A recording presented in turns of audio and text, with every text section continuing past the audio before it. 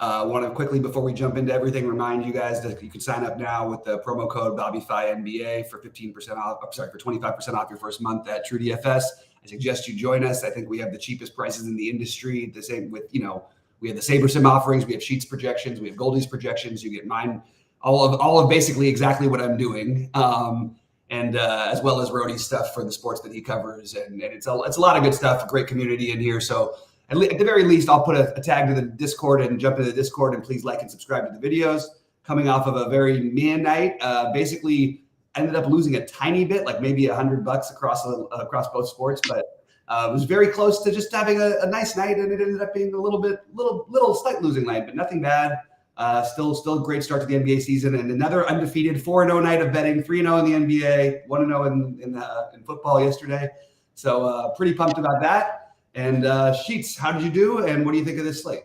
I lost a little last night. I want to piggyback off of something you said, or kind of, I don't want to say disagree with, but we're definitely not the cheapest in the industry. Cheapest in the industry with what we're offering is what I said. There are with what I said with what we're offering. I didn't say there are sites that offer stuff and this, that, and the other thing, and yeah, nobody's offers the exact same. But here's the one thing that I'm kind of a sticker with. You know that I'm like the anti-marketing guy. I don't like any of that, but I have to say, and again, I challenge other sites to refute this. Okay, but I really do believe that we're the only site that actually teaches people how to play. I mean, honestly, and I absorb more content of all the other sites than probably everybody on the face of the earth that actually does content.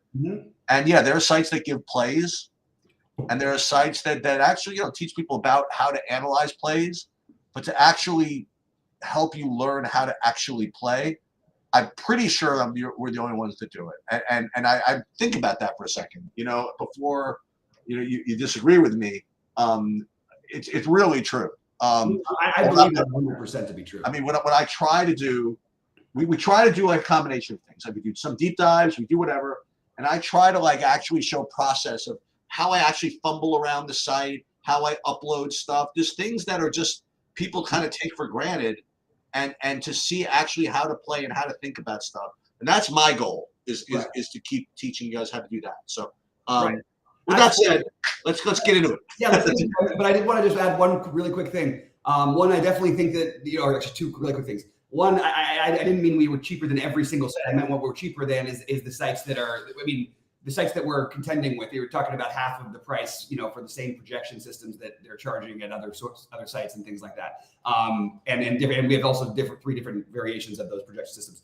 But the thing that I really like that you said, I do want to focus more on the teaching side of it. And everybody's been asking me my process. I keep getting these messages. Oh, you're winning. What's your process for NBA?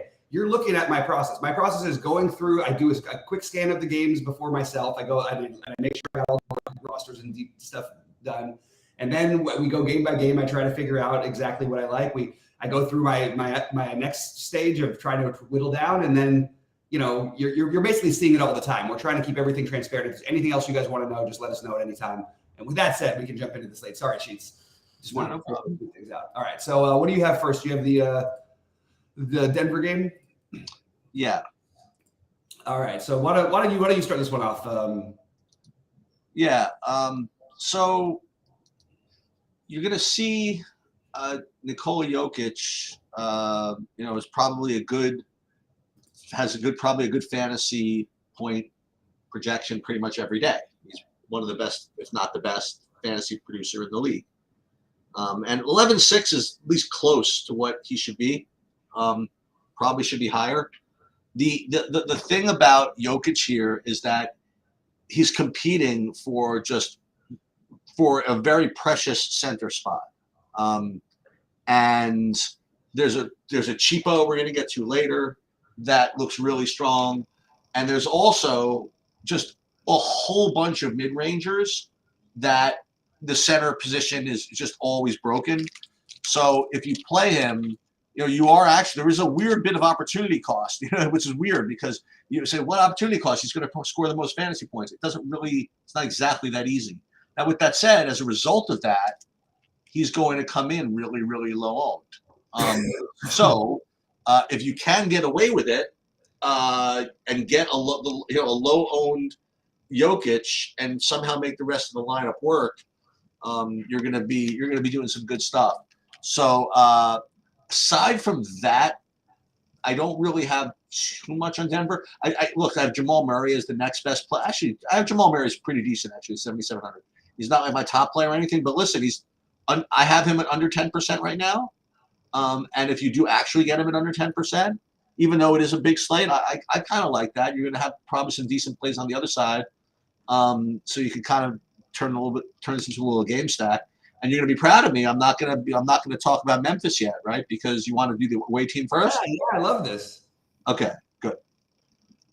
Now do I want to do Memphis next, or do I wait for you to do that? You can go into Memphis, and then, okay. and then I'll do mine. All right, so pretty much the same caveat that I gave for last time this was the case. So Jaren Jackson is once again showing up to be a very strong play, even though, I mean, they did up his price by 800 from 66 to 7,400, coming off of a pretty disappointing game, considering how often people played him. And here's one thing that was interesting. So you'll look at Jaren Jackson Jr. and people were saying that, well, the one problem with him is that he has foul risk, and that was like the risk involved with playing Jaren Jackson Jr. But what people forget is, just because that's the main bit of risk, there's also just the regular risk, you know what I mean, associated with players. And you see that Jaren Jackson Jr. had 5 fouls, and you imagine, oh, he had foul, that would happen. He was just bad in that first half. He had 1 foul at halftime. Right. So there was no foul risk with him. It was just the normal risk associated with playing NBA players. So we have another situation where he's going to be highly owned again. He's going to look like a good play again. And I have to say that, he looks like a really good play, like I said. But again, guys with like kind of double variance, right? The normal NBA variance plus the foul risk variance doesn't really feel like something you want to play as chalk. However, the other play, who's certainly coming in at much lower ownership, is going right back to Desmond Bane. I mean, they moved him up. He's 8,600, but at 11% or something like that, I'm kind of down with that. So he's actually my preferred play, considering ownership or everything like that. But I do like. Listen, they both look like strong plays. If you play both of them with, say, Murray, or God forbid you can get in Jokic, you could be off to a decent start. Yep. I like this early game a little bit. I think that Jokic is a look. It's Jokic. He's obviously a great play, and like you said it perfectly. It's just an opportunity cost at center today, because that's where the one screaming value is, and we've got some other really, really good values there as well. So that's actually going to keep Jokic pretty low owned, which just piques my attention a little bit. And the other one that, I think Jamal Murray has upside here. The reason I'm naming these guys, I don't think I'd be that interested in them ordinarily in this spot on a big gamer, but on a big slate. But I love Triple J. I know he's going to be popular. I think Marcus Smart is a really solid play on the other side as well. And you also have guys like Zaire Williams, who played 30 minutes at 4K. David Roddy played 27 minutes, as I sort of speculated he might, but that might have had to do more with the big body of Zion, you know what I mean, and Valanciunas that he had to contend with in the last game. They have some big bodies over there, so David Roddy is definitely a guy I'm going to keep an eye on, but probably don't end up getting to today. And then, like you said, Bane got raised in price. I don't think it's an unreasonable price for Bane. It's just a matter of whether we want to get him in. The last guy to mention on the other side is Tillman, just being 8. I feel like if Tillman was 5K again, that he would be another one, but it's just an opportunity cost at center thing. But I like Tillman a little bit as well. My favorites, so my favorites from the game are Triple J and Smart. I understand they're both going to be popular, but I'm still open to. I still think I'm probably going to end up playing at least some of them. And everybody else is sort of a maybe for me, but it's definitely the kind of game I could see you getting some good production from. It's pretty condensed usage on that Denver team now. And you saw it the first night, 4 guys all kind of smashed their value. And I think you're going to see that quite often with Denver in the early stages of the season. So Anyway, we can move on. But I do think that remember, Tillman was Bobby's leader of the free world in his last game at low ownership. He was like only 9x. right. Only 9x at 34. I mean, played 34 freaking minutes. I mean, let's go. Yeah.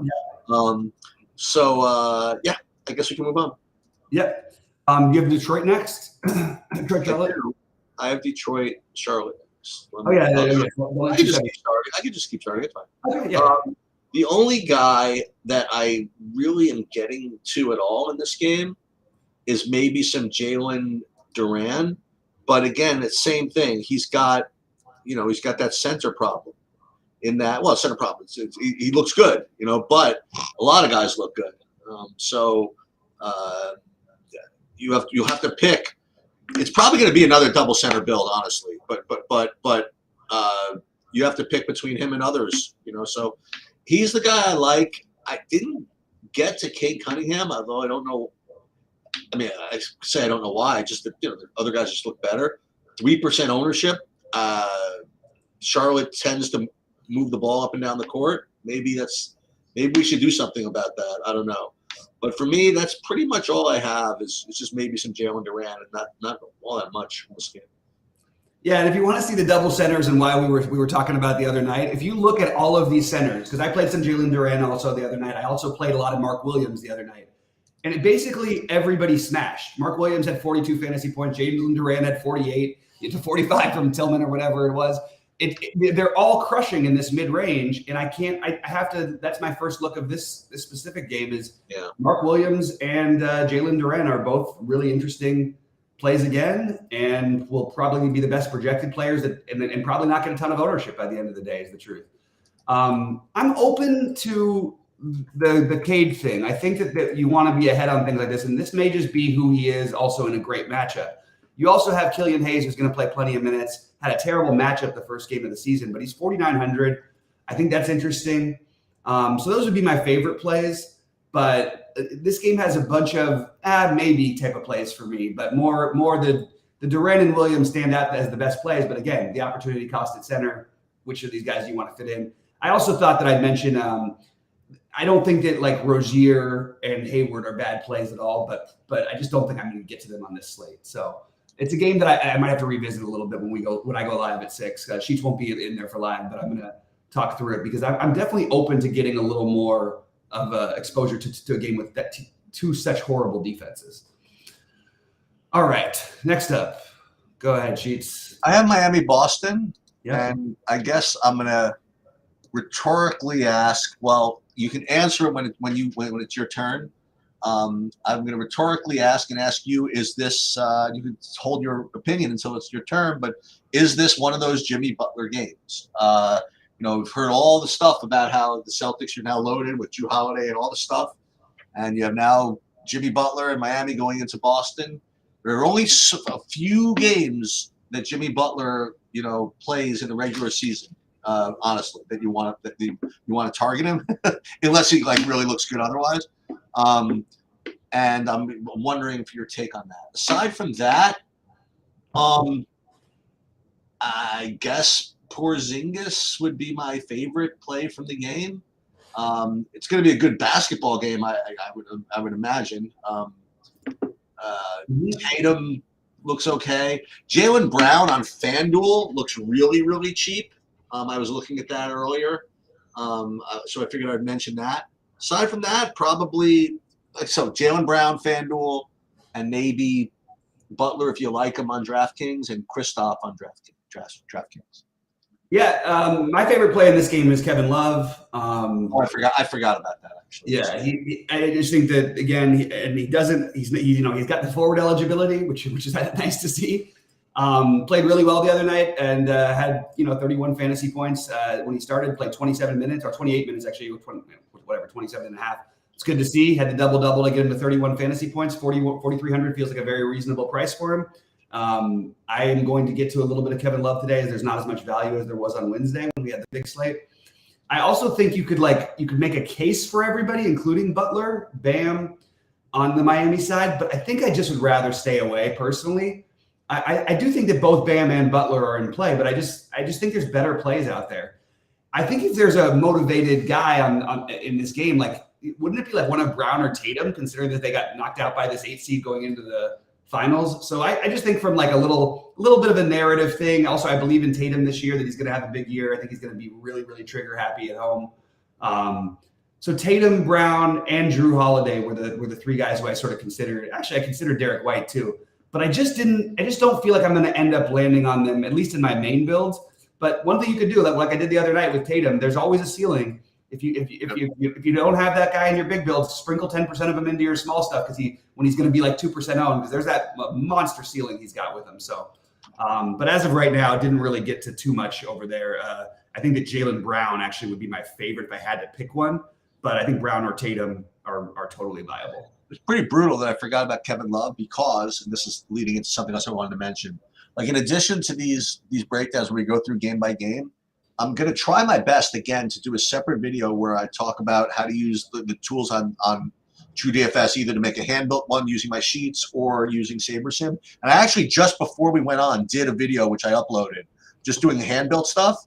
And I actually ended up getting to Kevin Love in the main build. So the fact that I forgot about him, it's kind of embarrassing. But so look for that. That's actually on the YouTube channel. And again, I can't commit to doing it every day, but I'm going to try. Yep. Sounds good to me. All right. You want to start us off with the next one?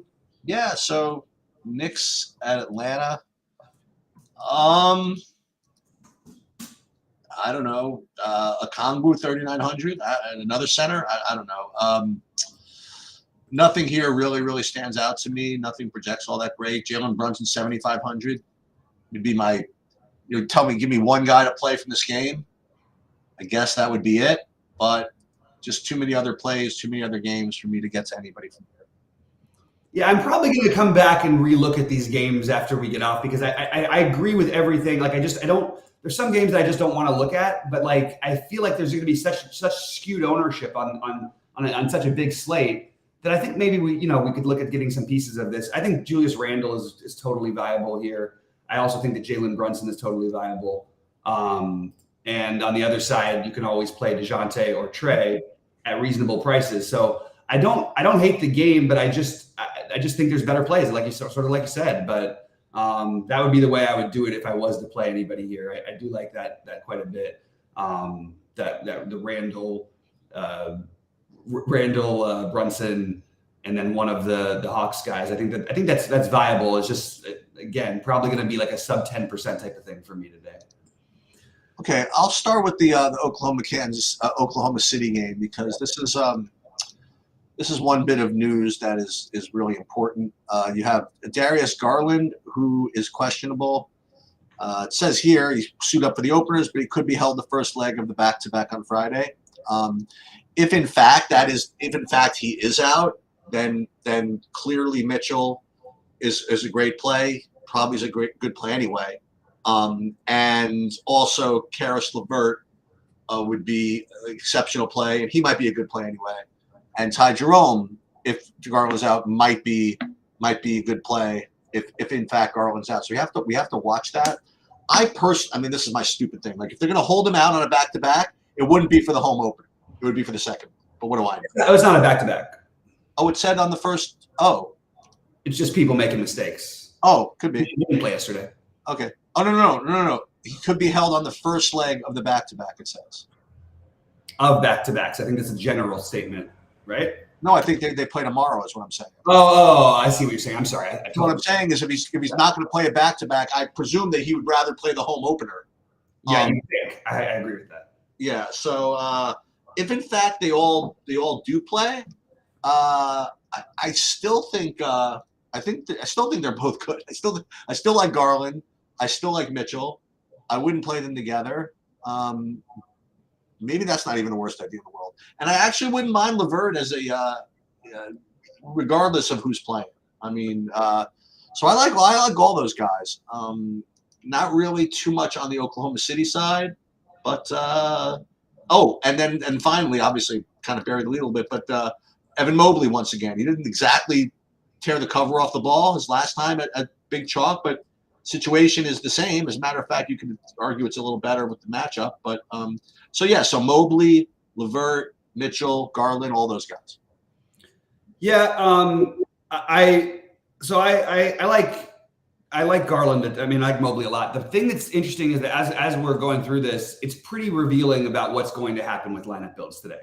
People are going to play Day'Ron Sharpe at center, Jaren Jackson Jr. as the power forward, and then the forward spot they're going to put Mobley, and then the other set, and then it'll be Jokic or one of the other number of centers you could choose from to be in the utility. So you basically know how everybody's going to build, or a huge portion of the field is going to build with their first four players, basically, or their first 3.5 players. And I just think it's an interesting opportunity from a building standpoint to just try to limit your Mobley exposure with Jaren Jackson. Try not to play them with Day'Ron Sharpe too much together. I think it's the best way to avoid it, because that is what people are going to do. Is exactly what, and that's what you should be doing in cash. That should be your cash game starting point, I think. Anyway. I think all of like you said, Mitchell or Garland, Mobley, obviously a very strong play, but one of Mitchell or Garland's going to get there most of the time. I don't have it in me to go back to hope Strus hits 700 threes again. And I also think that Karis LeVert is completely in play. So Mobley being my favorite, but certainly a lot of stuff to consider here. And I forgot to mention on the OKC side, I think that I'm just going to bet, like, I'm going to be ahead of the field on Chet Holmgren in general. I don't buy that he's going to be. He scored 23 fantasy points the other night. I think he's going to be more like averaging in the low 30s to mid 30s, and it might be even a little bit higher. So I still want to sort of gamble with that one. I also like Jay Will a little bit, but nobody who's a priority for me on OKC, which is a shame because I do like a lot of Cleveland. Okay, so I'll start with Houston against San Antonio. I guess I'll start with the San Antonio side. I don't know what to make of the of Wembanyama at this price, so I'm just going to leave that up to you. But we'll talk about something that we do know that we talked about last time, and that is that Jeremy Sohan is going to be I think he's on his way to 7K. He just is. That's just my opinion. He got a pretty nice game in his first go around, 32 fantasy points, and he almost 4 for 12 from the field. You know, right. He's going to keep getting 8 rebounds, 5 assists, and whatever it is. I mean, that's I'm just going to probably just keep playing. The other guy is from Houston, and it was weird. You know, like Sengun looked like he was on his way to like smashing. Then he does sometimes. It frustrates me. And then the game blew out, and he didn't come in for his last rotation. He's one of, again, like a good number of middling centers, which could make your second center work. So I do like that. The other one I had, you know what? I forgot there was one guy I forgot to mention from the Oklahoma City. I forgot, but one of the Jalen Smiths I liked on FanDuel, actually. Sorry to go back to that, but no, you're fine. Sometimes get Houston and Oklahoma City confused. That's why, whatever. I think Dylan Brooks on FanDuel showed up as a play again. Only because I just did this build and I remember this. Aside from that, that's pretty much all I have. I'm not getting to Shea today. I'm sorry. And the other guy, specifically on FanDuel again, but I guess DraftKings also is Fred VanVleet again. So VanVleet, what's his name? Sengun for Houston, and then San Antonio, Sohan, and you could tell me about the Wembanyama. Yeah.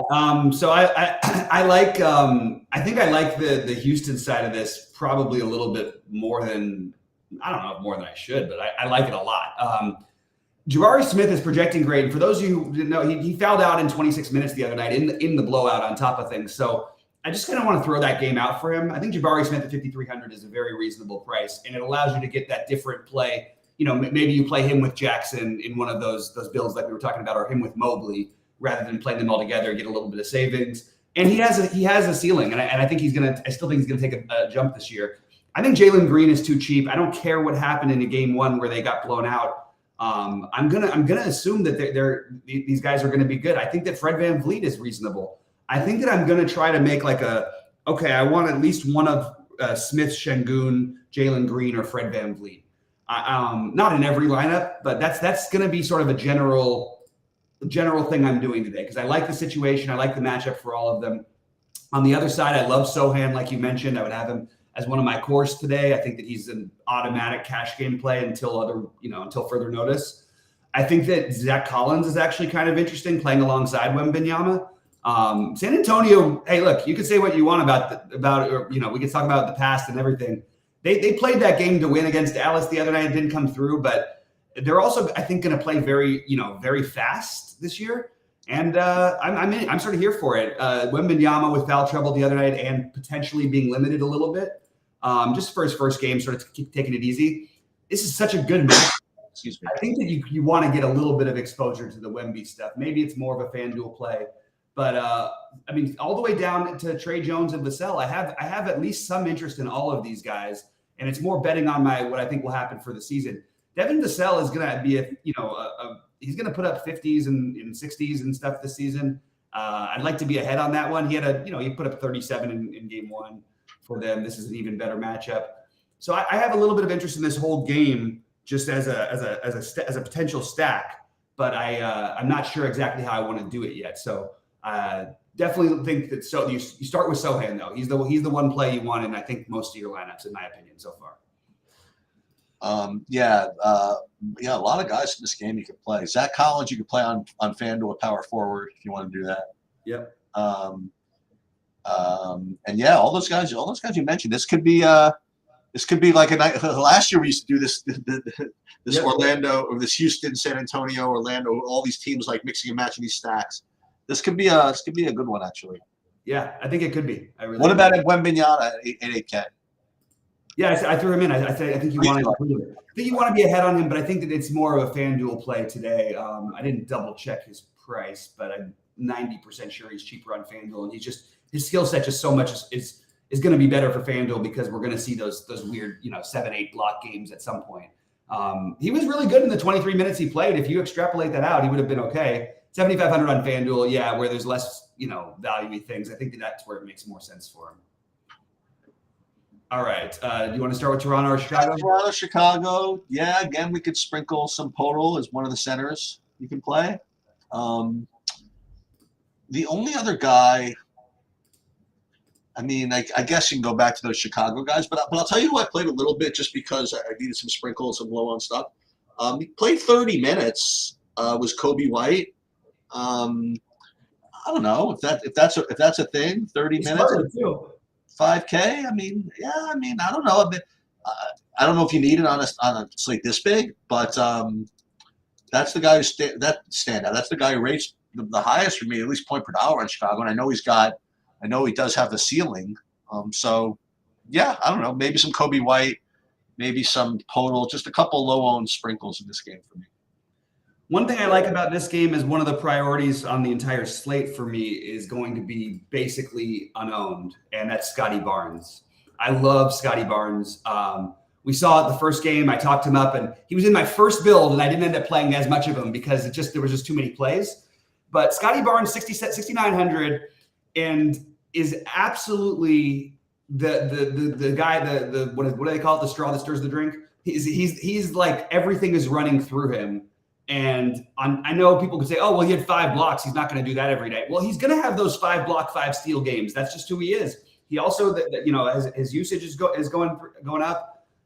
He really is playing sort of a de facto point guard. The problem is they're playing in so much Schroeder. It's a little bit, knocks him down a little bit. But I think Scotty Barnes, Anunoby, and Schroeder are all pretty solid plays, to be honest with you. The problem I have with the Podol thing is, okay, if we're going to talk about how we have all these centers today, and you have this guy is projected to be one of the best ones over the Tillmans and the Mark Williams, all the guys we just mentioned, Durant, he's projecting much better. Is he? I didn't even know that. Yeah, he's got like the second best point per dollar projection on the slate. But the problem is, like, he played 24 minutes the other night, had no foul trouble against a team that plays 3 or 4 centers. Basically, they play 2 at a time. And if you're not on the court during those times, that has me a little bit nervous. So I'm probably going to be on the outside looking in with the Podol play today.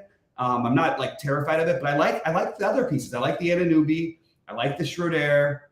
I like the Scotty Barnes. Not getting to Siakam. I would probably think if Precious was a forward eligible, I would probably play a little bit of Precious. I just think it's a good matchup against Chicago. And then I like the Chicago side a lot. I think we go back to that same Chicago rule. I know that the results weren't glowing on game one, as I believe everybody was like just fine. It was sort of like what you wanted. Then Levine just had a terrible game.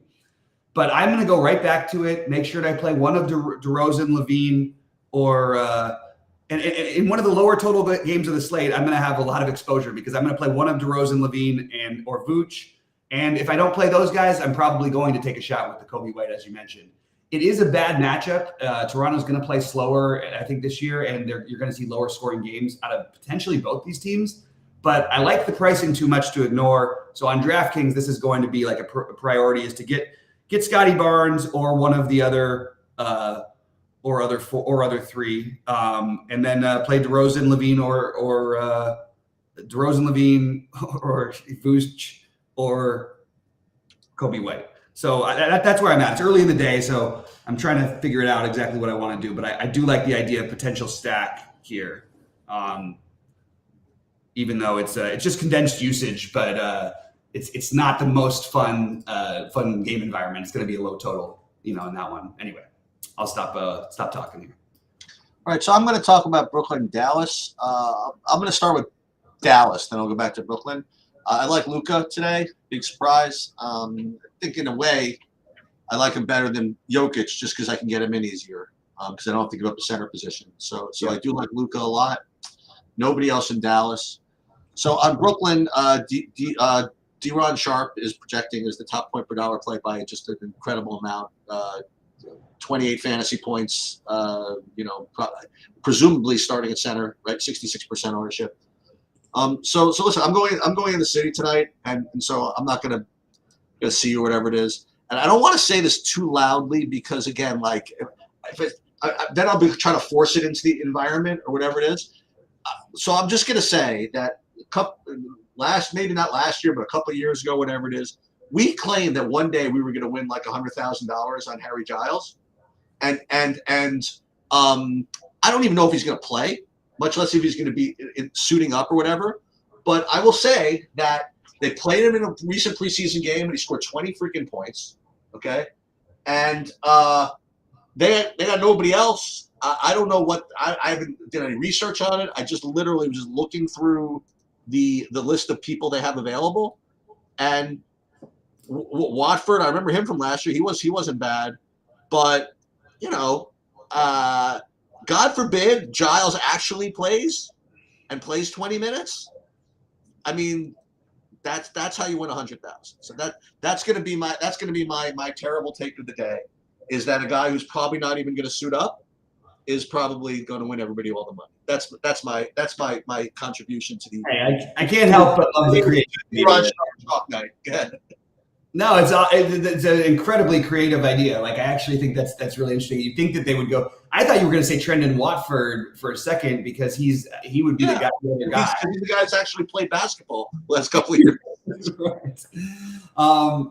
So for me, I'm gonna De'Ron Sharp is a priority play. All this stuff, assuming that he starts. By the way, if he doesn't start, I still have some interest. I just don't think, and it's a really bad matchup because you don't really need a center. Like Ben Simmons could guard the guys on the other side for the most part. So it does. There's a little bit of okay, maybe this is not going to work out quite the way we want, but I think we still kind of have to do it just because the upside, like he could easily 10x and not even have a great game. I am interested in trying to figure out the other pieces because I don't know what to do. I've been on the record of saying that I think this Cam Thomas is one of the most elite scorers when he gets the opportunity, and he proved it last year. He was putting up 40 points. Definitely true. And he comes off the bench in game one, and what does he do? He goes out there and he puts up 36 real life points. He takes 21 shots in his minutes. I don't know that it's the right thing to play Cam Thomas on a big slate, but man, it's kind of hard not to have some interest because they can do a lot. They can play. I just don't know why they're not giving him more minutes. Is basically my overall thing. But I do think Cam Thomas. So he's my sneaky play from the same team the Eagles is. The more logical one is actually Ben Simmons. I know it sounds weird, but he's 6K. He doesn't have to do all that much. It's a little discouraging to see that he only played 23 minutes from a DFS perspective the other night. That's the only thing I really worry about. I don't think I'm going to do anything else with the rest of the Dallas. I'm definitely going to play Sharp in one of my in probably both my big ones on DraftKings. And I'm just trying to figure out if there's anything I can do because I do want to run it back with Luka on the other side. And I think you could include like Grant Williams or Josh Green into some of your builds. but mostly it's going to be Luka for me. Tim Hardaway Jr. came out blazing the other night, like literally just red fire, and ended up with only 33 fantasy points. That's the exact kind of thing I want to avoid. So I think it's Luka and Sharp as the chalk, but definitely a game that I could see myself getting a little more invested in. How does Derek Lively fit within this kind of like cohort of mid-range centers for you? So this is a very tough one because I think that you can't play him on DraftKings. I don't really know. Like, it's a tough one only because they kept his price on FanDuel, didn't they? Similar. I know he had a big game the first day. I don't think I literally think that you're really reaching if we're gonna play him over Mark Williams, over all the other guys who have secured jobs, who aren't rookies. Duran is another one, although Duran's pretty young too.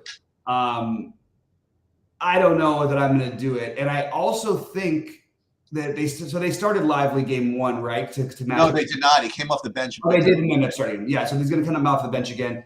Then you get into the Key and Kleber and Williams against a team that doesn't really need a big. It's a good matchup in that sense, but they don't really need a true big to play here. So I actually think it's probably a bump down for him, if anything. I didn't double check. Did they keep his price the same on FanDuel? I'm checking right now. And he is nope. They bumped it up, so I will have zero of Derek Lively. Okay. Yeah, that's pretty much. I think that's pretty much it. But yeah, the main pieces there are the Luka and the Day'Ron Sharp, who are going to be staples in your lineup. As of right now, we make Luka a priority for me. Yeah, I guess I could pivot off of Harry Giles for a little bit of Day'Ron Sharp if I have to. So, or take some Watford shots. They just got Watford in the offseason. They like him. Everybody who's played him, who's been around him, likes him. He didn't play in the first game, but that's because again, they only had the two centers. They had both centers available. So yeah, I think it's interesting. All right, so we all know what's going to happen in this next game, right? What's that? That Mr. not see the court in the fourth quarter, Taylor Horton Tucker scores 40 fantasy points. Oh God, just troll me up. Yep, pretty much. Listen, I just call up. I just say it like it is. I mean, it's like he doesn't project well, and I'm not going to play him. But that is what's going to happen. I don't really see too much in this game, except obviously just always looking for one of those Paul George, Kawhi like random situations. But aside from that, I don't really see too much again, except to throw the Walker Kessler into the jumbotron, into the jumble with the mid-range centers. That's pretty much all I have. Yeah, I'll go right back to Russ. I have no. He was good, wasn't he? He was spectacular, but then they were up like 20 some odd points. So I think he played 29 minutes. I think he could have played 36. The game was close, and he looked good in real life. By the way, like the eye test looked awesome on him. He's been like. By the way, just a side note on Russell Westbrook. He's now the second richest player in the NBA to LeBron, and it's because he's made almost three times as much as he's made in his career in the NBA in investments. He's got a huge future. That guy. He's going to be a billionaire very soon. Nice. Anyway, I thought it was fun. All right, the Utah side, it's just Russ for me on the Lakers, the Clippers side. But I have no problem if anybody just wants to say, you know what, my lineup's kind of chalky. Maybe I'll play Paul George or Kawhi Leonard. There's a ceiling there. It's just a matter of hard to know who and which one and why. You don't really have a justification for either one. It's just if you end up in those spots, you're not going to feel that bad to have those guys as plugging in. Where the rest of your lineup looks chalky and you for some reason have 9,200 left to spend in a forward spot or something like that. On the Utah side, look, I really like Walker Kessler. I have made that very, very clear to a lot of people, and I don't think I'm going to be able to play him tonight because there's just too many other center options. And he had a very lackluster game one. The guy who didn't have a lackluster game one, who looked pretty good, was John Collins, getting minutes we aren't used to seeing him get. It had a lot to do with the rebounding. He had a double-double, but I'm sort of in on taking some shots on John Collins. Like Collins, Sexton, Clarkson, Horton Tucker, I have as all good plays, but nobody that I have anywhere near a priority. But they all seem like decent plays here to me. I just can't decide which one between all of them. If the game was in LA, I probably would just try and narrative it up and say, hey, Jordan Clarkson's going to try and shoot the ball 35 times tonight. And for what it's worth, Clarkson did put up 38 in the first game at 6,200 and certainly should be at least considered, if nothing else. But a lot of consideration in this game with very little place. Golden State, Sacramento. I'm getting to a decent, well, not decent amount of, but De'Aaron Fox on FanDuel looks like a good play. Was my first build, was actually playing Fox and Fred VanVleet as the 2 point guards over there. So that's my one comment. And then Chris Paul is just a great play on DraftKings at 6,600. Nothing particular earth-shattering about that, but those are the two things that stood out for me. Not really getting to Curry, not really getting to much anything else. So something seems fishy with the Chris Paul ownership to me today. Look, I understand he did really well for everyone on a 2-game slate, so everybody wants to go right back to it. That's true, I guess. So. He's 6,600, and at 37 fantasy points, I don't even know if I want that for 6,600. You know what I mean? Right. Is that even good enough to win on a monster slate? And I'm not saying he's locked into 60. It's a good matchup. It was a good matchup the other night. It's a good matchup again. But he was facing his former team. Also, like, there's a lot of things that were going on. And I just don't know that I want to pencil him in here for the automatic, 35 plus fantasy points or whatever it is. I think it's a great night to play Steph at low ownership. We talked about where people spend, and this is like the best upside matchup, and he proved it in the playoffs against this team. So I would be happy to do something I don't usually do on big slates, and that is say that I think Steph is just a tremendous tournament play. You can find ways to play he and Luka with some of that value at center, and then we use the chalky forwards, and that's going to be an unusual build. I kind of like that idea, so I'm gonna have some exposure to him.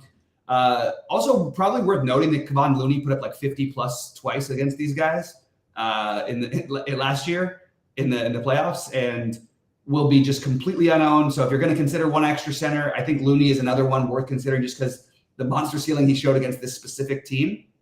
But the best play on paper is going to be Andrew Wiggins and Jonathan Kuminga for me.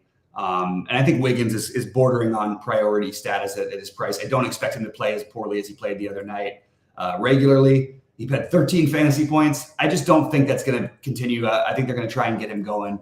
And I like him in this matchup. So on the Sacramento side, I agree with you. I think that Fox at home, I remember what I said, and again, they had this series. Also, they got off to a bad start the other night with a loss in Utah. I think De'Aaron Fox is an awesome play tonight. So Fox, Steph are my priorities here. And I don't mind if you want to get to a little Sabonis. I think there's something a little bit wrong there. I really do. He still scored 51 fantasy points on opening night, so it's not like he can't score still. But it's just a little bit worrisome to me. He doesn't quite look right. Looks really slow.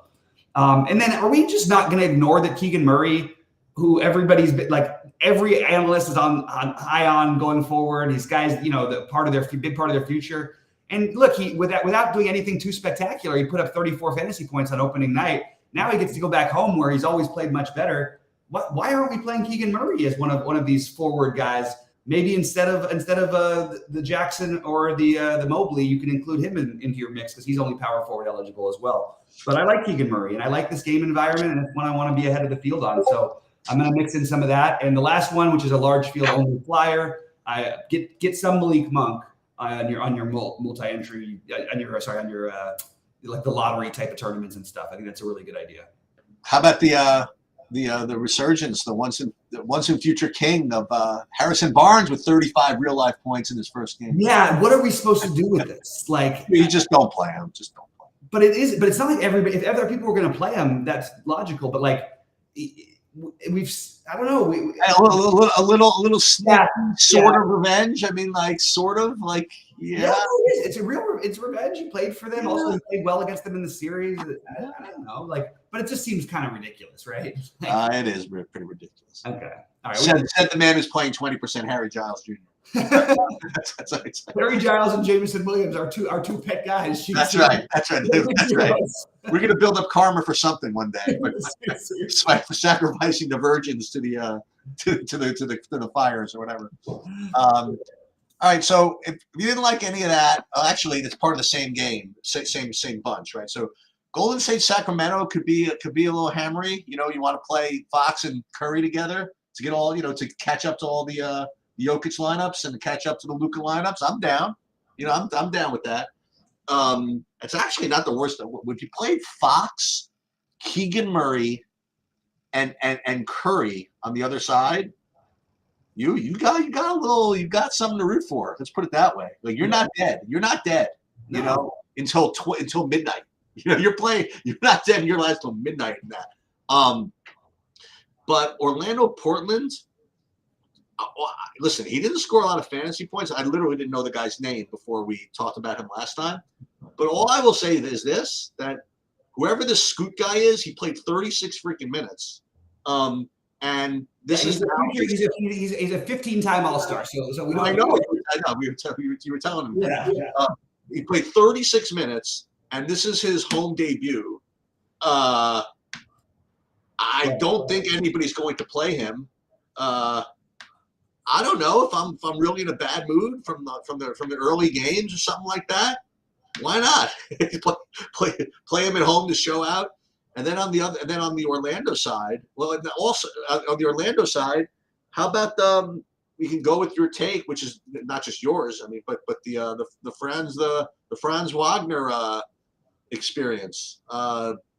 At 65. Got off to a flying start the other night. I was getting congratulations way too early, and I knew it was going to end. He had like 22 in the first quarter.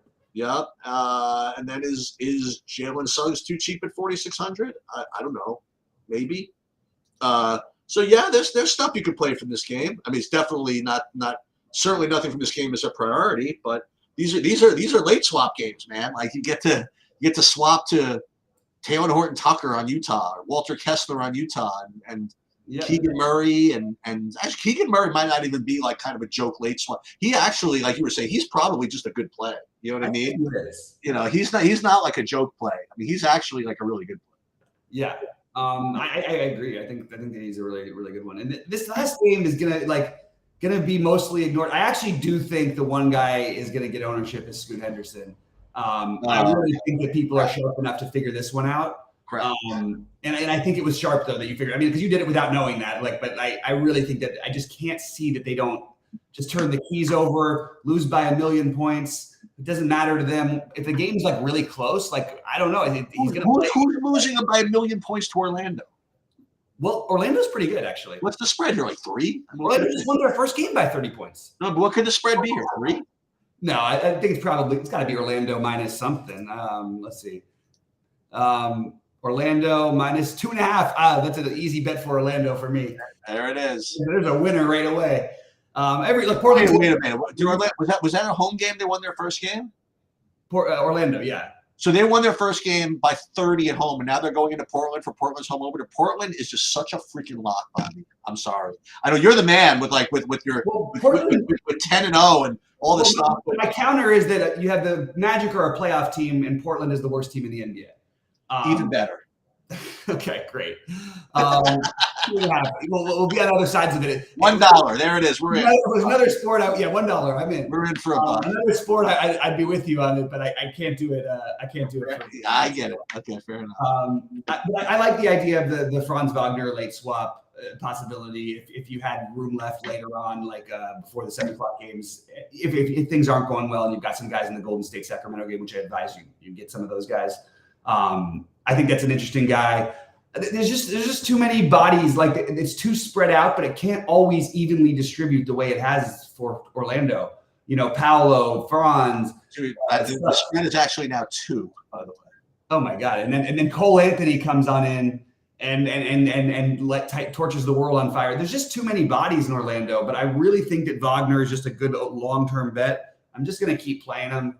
But I'm not going to play like a ton of them. I like them better. I know it sounds stupid, but 6,500 is a little different than 6,100. You know what I mean? It's a little more expensive after not having the game that you want them to have.